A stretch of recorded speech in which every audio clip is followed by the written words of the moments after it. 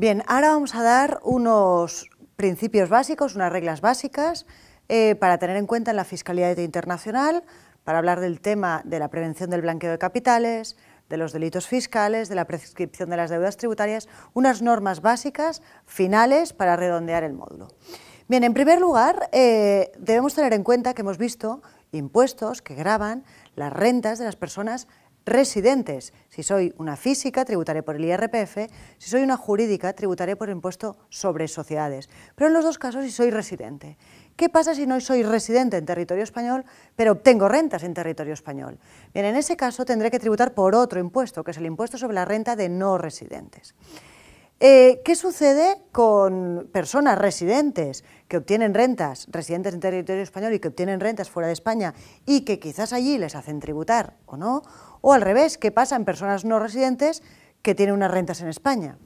Bien, pues aquí es imprescindible tener en cuenta los convenios de doble imposición. Los convenios de doble imposición que España tiene firmados con multitud de países. Y esos convenios de doble imposición priman sobre la normativa estatal. Hemos dicho que en la renta he de tributar por mi renta mundial si soy residente en territorio español, sin perjuicio de los posibles convenios de doble imposición.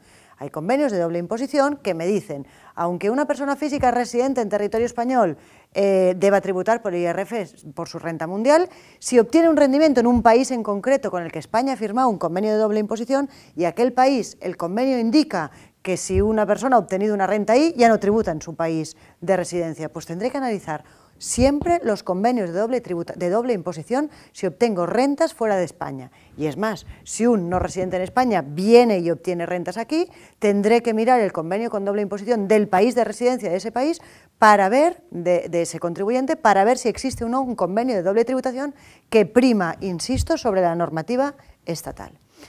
Una vez hemos hablado de los convenios de doble imposición, creo que vale la pena que tengamos en cuenta algo que a todos nos suena, que todos conocemos, que son los paraísos fiscales.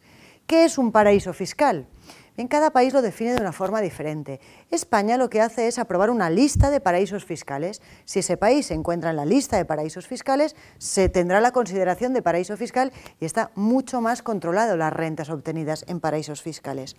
Bien, si yo analizo qué países hay en esa lista, si yo los analizo, ¿qué tienen en común esos países? Pues lo normal que tienen en común los países que están en la lista de paraísos fiscales y que aprueba el gobierno español son dos requisitos. Uno, práctica ausencia de tributación, no hay impuestos en esos países.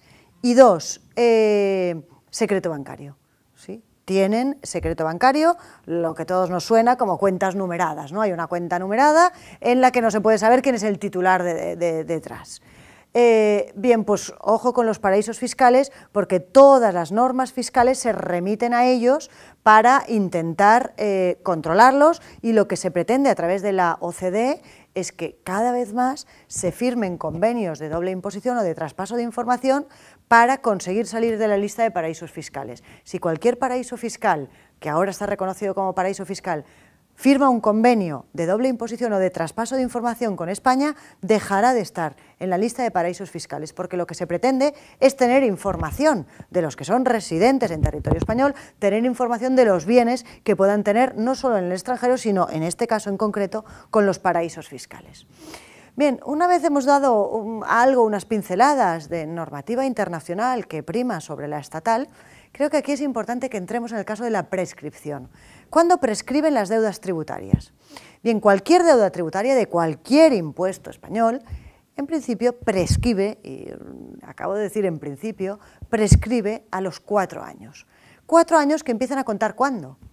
Pues empiezan a contar cuando finaliza el periodo voluntario de declaración. A partir de ese momento, y siempre que no hayan habido comunicaciones entre la agencia tributaria o la comunidad autónoma o el ayuntamiento y el contribuyente, o al revés, tanto por un lado como el otro, si no han habido comunicaciones entre medio, el periodo de prescripción comienza a contar cuando finaliza el periodo voluntario de declaración. Y a partir de ahí son 4 años. Bien, que prescriba una deuda tributaria quiere decir que yo ya no puedo solicitar ninguna devolución, ni que la agencia tributaria o la administración competente me pueda pedir ninguna deuda tributaria. Bien, pero hay una deuda que no es tributaria, sino que esa deuda tributaria, por determinadas características, pasa a ser delito fiscal.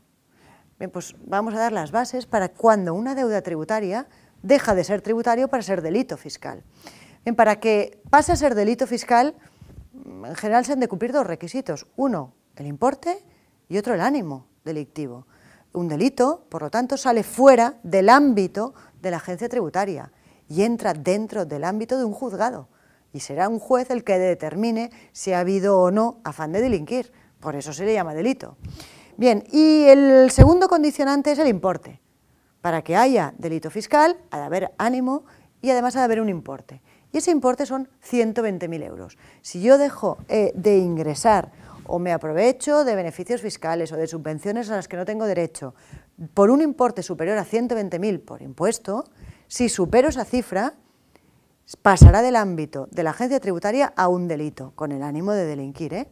Bien, pues si la deuda tributaria se convierte en delito fiscal, el plazo de prescripción ya no es 4 años, sino son 5. Y es más, se ha modificado el delito fiscal y ahora, si el delito fiscal se debe a tramas organizadas, pues tramas de narcotráfico, de trata de armas, tramas organizadas y que el importe es superior de la deuda defraudada, el delito fiscal no prescribirá a los 5 años, sino que prescribirá a los 10 años. Plazo de prescripción mucho mayor en el caso de tramas organizadas. ¿Qué más medidas se han adoptado para limitar el fraude fiscal? Pues una de las medidas que todos conocemos y que recordaremos es el tema de la limitación de los pagos en efectivo. ¿Sí? Están limitados los pagos en efectivo cuando uno de los que paga o de los que cobra es un empresario o profesional o una sociedad, si se superan los 2.500 euros.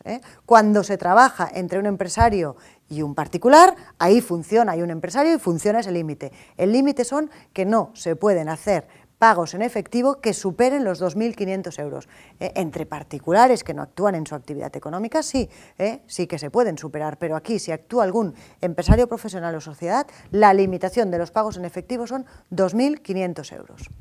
Bien, y como última y ya colofón de cierre para este módulo, como última novedad importantísima y que va a tenerse que aplicar a partir de ahora, es la obligación, normalmente en el primer trimestre del año, de cualquier residente, ojo, importante el tema de la residencia, no la nacionalidad, no cualquier español, sino cualquier residente en territorio español, que tenga la consideración de residente, si tiene bienes en el extranjero, cualquier bien en el extranjero que supere determinados importes, debe hacer durante el primer trimestre del año una declaración de cuáles son esos bienes en el extranjero. Pues tengo cuentas corrientes, tengo acciones o tengo fincas en el extranjero, tendré que hacer una declaración únicamente informativa indicando cuáles son esos bienes, cuáles son esas cuentas y cuáles son esas acciones que yo tengo en el extranjero. Bien, si por algo yo esa declaración no la hiciera, y esa declaración debe hacerse obligatoriamente dentro del plazo marcado por ella, porque si la hago fuera de plazo no tiene ningún valor. Bien, si yo por lo que fuera no hiciera esa declaración, me corresponde, tengo la obligación de hacerla, pero no la hago, y se detectan esos bienes en el extranjero, y me encuentra que tengo bienes en el extranjero no declarados, bien, y soy persona física, supongamos que soy física, la agencia tributaria lo que hará es, esos bienes no declarados en el extranjero, aunque estén prescritos, acabamos de ver que la prescripción, supongamos que no hay delito fiscal, es 4 años, ¿no? No son unos bienes que yo tengo en el extranjero de hace 10 años. En principio, si los hubiera declarado estaban prescritos, porque hace más de 4 que los tengo. Bien, pues si me encuentran bienes en el extranjero no declarados, me los harán imputar en la base imponible general de renta, al tipo máximo de renta, y no existirá la prescripción. Para bienes en el extranjero no declarados en esta declaración especial, desaparece la prescripción. Nunca quedarán prescritos. Siempre me los harán declarar, si soy persona física, en la base imponible general al tipo marginal que me toque. Por lo tanto, las normas para la prevención del fraude fiscal se están endureciendo precisamente para eso, para evitar fraudes fiscales y para conseguir la solidaridad en el pago de las deudas tributarias.